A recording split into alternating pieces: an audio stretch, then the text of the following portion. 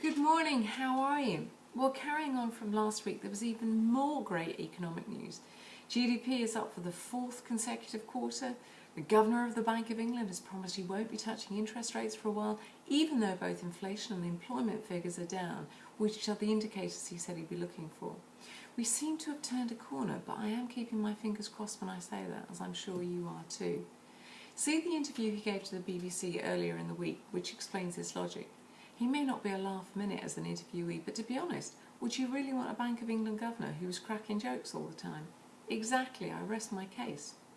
On the other hand, on the basis you should never judge a book by its cover, I loved Mary's pick about the squadron of hairy bikers who came to the rescue of a young child, turning the tables on the vile adult who she needed protecting from.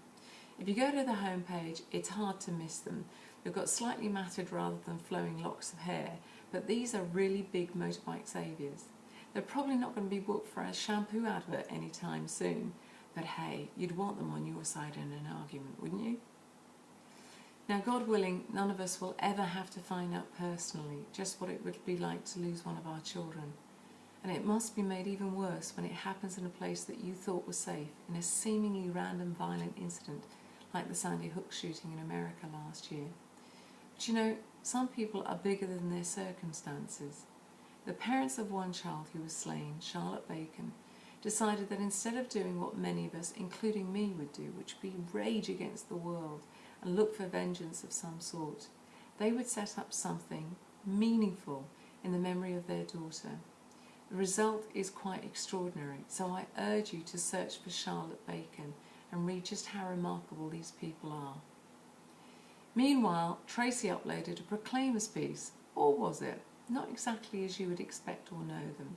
A very funny piece instead, done for Comic Relief by Matt Lucas and Peter Kay.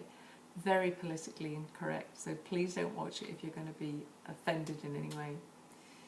There were 3 great lists uploaded this week as well. 5 of the top 10 greatest marketing stunts.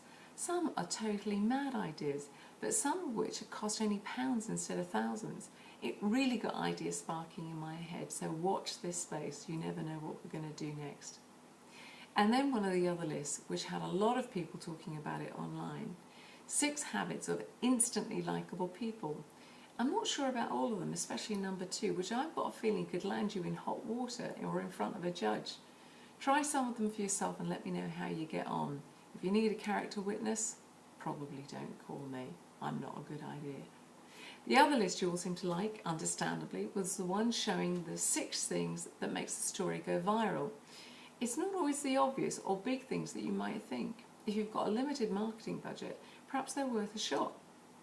And finally, for anyone with a birthday this weekend but worried about getting older, please don't. Judging by the video entitled What Older Folks Do for Fun, you get even naughtier when you get older, which means that, man, am I in trouble. There's a lot going for this week. Have a look at all the links that I've mentioned, or just have a mooch around the site, whatever you fancy. I will see you back here, same time, same place, in 7 days' time. In the meantime, have a blameless one, just like me. Bye-bye.